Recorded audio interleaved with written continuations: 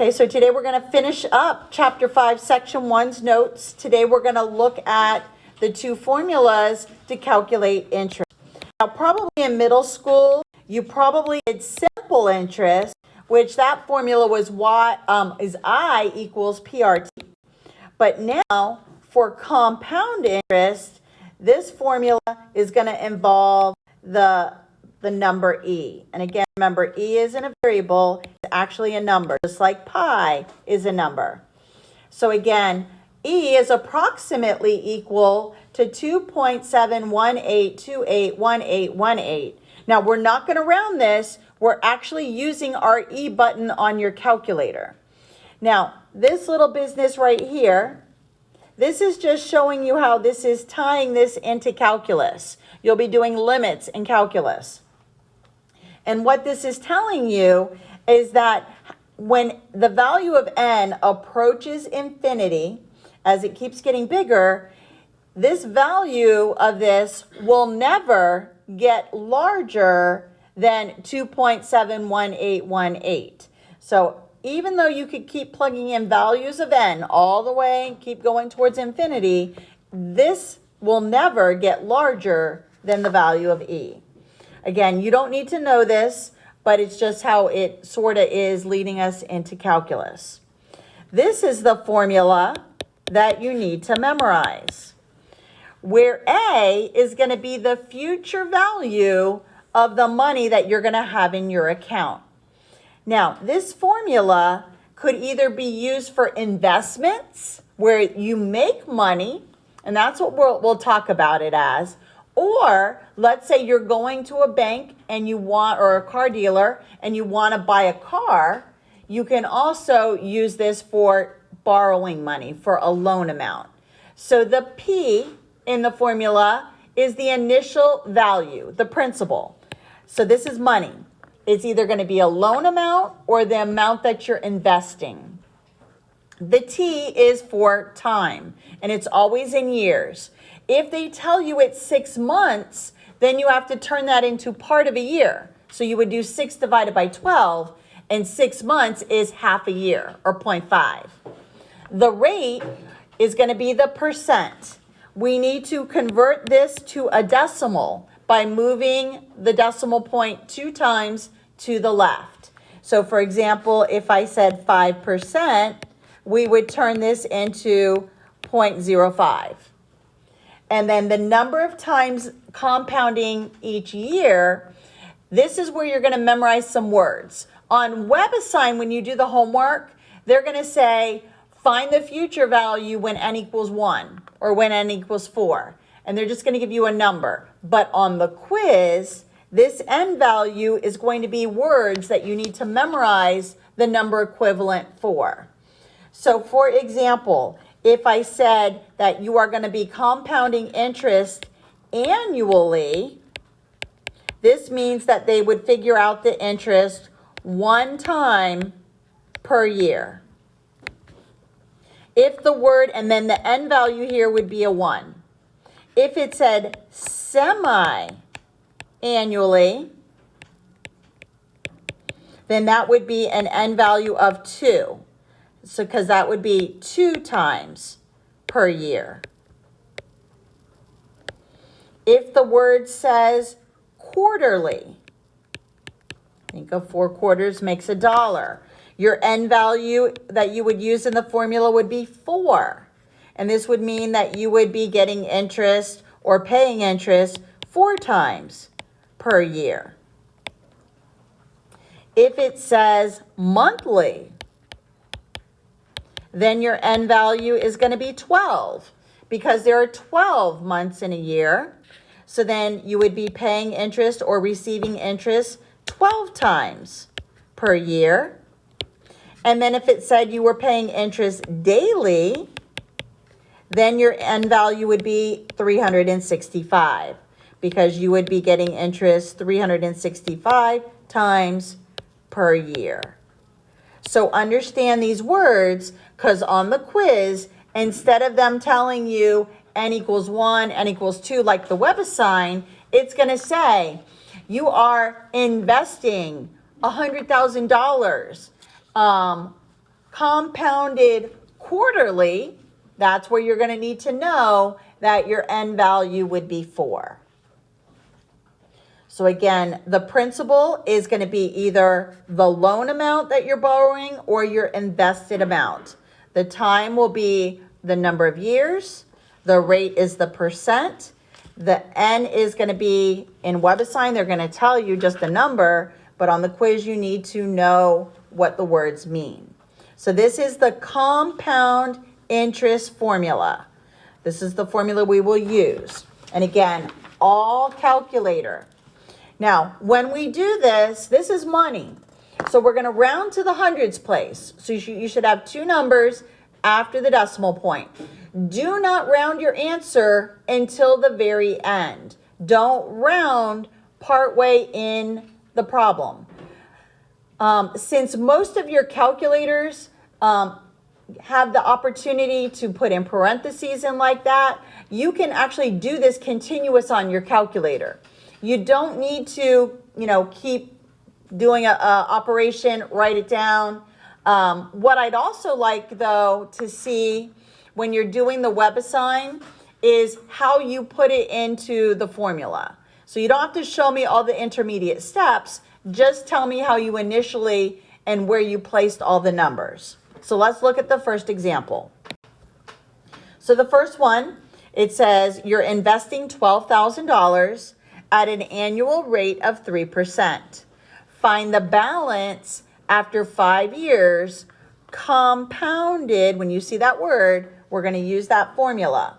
So again, the formula we're using, A is going to be the balance or the future value. P is going to be the invested amount. So this is my P value. And then parentheses, 1 plus the rate divided by the N value. In this case, it's quarterly, raised to the N times T power. So the P is 12,000. My rate as a decimal is going to be 0.03. My time is 5. The T is 5. Quarterly, that is my N value. Quarterly means 4. So 4 times per year. So now I'm just going to take all of these variable amounts and I'm going to put them into the formula. And again, practice with the calculator you're going to use for the test. So I'm going to be doing A, and this is what I want to see in the homework, just where you placed all the numbers. 12,000, 1 plus 0.03 over 4 for the quarterly, raised to the 4 times 5 power. That's what I want to see you write down. Now, if you want to show me how you did it step by step, that's fine. But just remember, use your parentheses. So if you do it step by step, what I would do here, and let me come over here to the side. So I'm going to do this division right here first. And I get A is equal to 12,000. You don't have to show me this. You can do it continuous on your calculator. Once I divide 0.03 by 4, I get 0.0075. And then I'm also going to multiply the 4 times 5, and I get 20th power. Then I'm going to add what's in the parentheses, so it becomes 1.0075 raised to the 20th power, and then times that by 12,000. So again, we're following order of operations. We're going to simplify what's in the parentheses, then we're going to do this part next, and then we would times it by 12,000. But again, your calculators are smart enough where you could have just keyed it all in all at once. Once I do this, if I raise the 1.0075 to the 20th power, it ends up being this crazy long decimal. Leave it on your calculator if you're doing it step by step. It actually ends up being 1.16118414230319. Do not round this until the very end. Multiply these two, and my future value, rounded to 2 decimal places, should be $13,934.21. Everybody get that answer? Now again, you can just key it all continuous. So let me show you what we could do here. Now we don't have the E yet. We're going to use the E for compounded continuous. So let's see. So we have 12,000. And then I would do parentheses. And then I'm going to key in 1 plus. I'm going to use parentheses again. Or you can actually enter it as a fraction. Let me show you guys how to do fractions on your calculator. It's going to plug it into the formula. The amount that's invested, that's my P. My rate is 3% still, so 0.03. My time is still 5 years, so T equals 5. What's changing now is my N value. It's now monthly, so the N value I'm using is 12. So again, what I want to see when you do the homework, show me that A, the amount that will be in your account after the 5 years is up, I would do 12,000, parentheses, 1 plus 0.03 over 12, raised to the 12 times 5 power.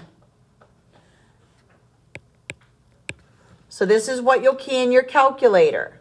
Now, when you do the power, you might either multiply it ahead of time or put the 12 times 5 in a parentheses. Everybody with me on that? Once you hit enter, after 5 years, your $12,000 is now going to turn into $13,939.40. You don't want to do this as a fraction. You can also do parentheses 0.03 divided by 12, close parentheses, if you don't want to enter it as a fraction. But then you'd have another parentheses, so it would look something like this. And then raised to the 60th power. And then don't forget, you got to multiply it by the 12,000. So it's a matter of memorizing the formula, memorizing the parts of it. Next formula is compounded continuous. This formula is just for the word compounded. Soon as you see the word compounded continuously, then it's the PERT formula. The future value is equal to the principal times the E. This is where we need the E button. And we're actually going to use E to the exponent because our exponent is the rate times the time. Again, the rate is as a decimal, time is still in years. So this is the shorter one, but we got to use the E button this time. So let's try an example of this one. So because in my word problem, it's got the word continuously, this is a clue that the formula I'm using is A is equal to the principal times E raised to the RT power. Again, E is the button on your calculator. So you should be looking for the E to the X button. So what we would do is you're going to show me that you're doing the principal, which is 12,000. The rate, you make it a decimal. And then the time is 5. And that's all we're putting in here. So P is 12,000. The E is the button. The R is the percent, so 0.03 times the time, which is 5. So again, straight in your calculator. Once you do this, you should be getting $13,942.01. So again, we can try it. Same problem. Let's say instead, I'm going to say find the invested amount, find P. Let's say I give you what A equals, and it'll say future value. Now, in the homework that's due Thursday, all of the questions are asking you to find A. But on the quiz or test, I may ask you to find the initial invested amount. So let's say instead, I give you the answer we just got.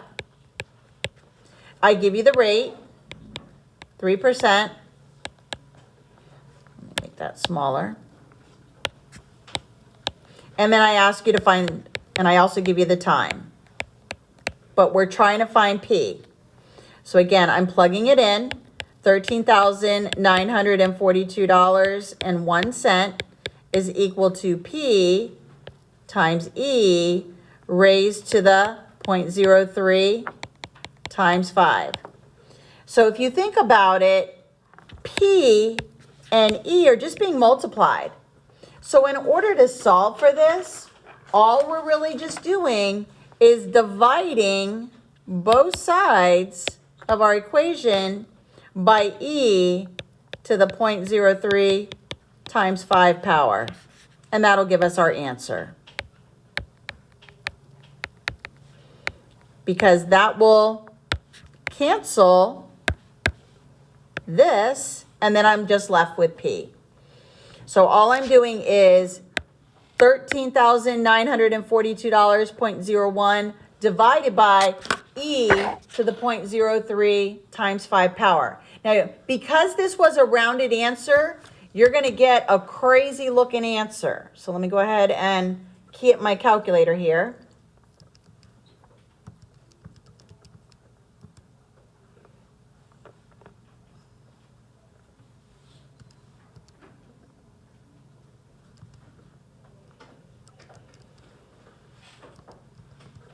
All right, so let me show you how I entered it.